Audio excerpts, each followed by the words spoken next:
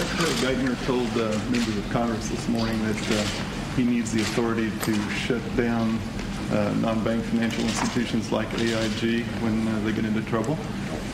Should that authority probably rest with the Treasury Department directly or through an existing regulator? And how long do you think it'll take to convince Congress? Well, I hope it doesn't take too long to convince Congress. I know that Barney Frank, the chairman of the House Financial Services Committee, as well as Chris Dodd on the Senate side, their Republican counterparts, Richard Shelby and Congressman Backus, were sitting in this room to discuss this issue. Right now, we do not have resolution authority for a non-bank institution like AIG that is comparable to what we have for banks that get into trouble using the FDIC.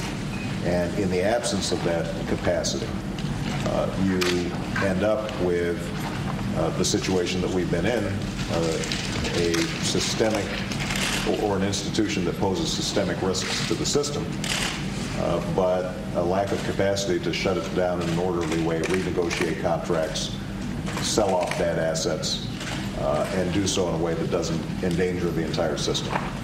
So we are already hard at work in putting forward a detailed proposal.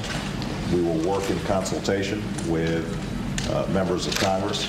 That will be just one phase of a broader regulatory framework that we're going to have to put in place to prevent these kinds of crises from happening again. And as Prime Minister Rudd and I already discussed, it's going to be important that even as individual countries take actions to prevent these kinds of crises, that our regulations spur a race to the top as opposed to a race to the bottom.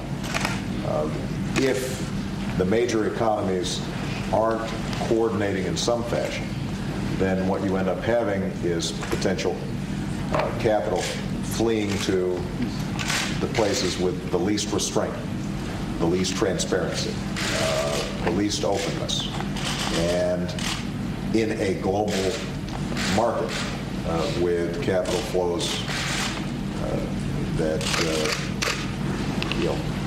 end up being in the trillions, moving in the blink of an eye, it's very important that this end up being a coordinated effort.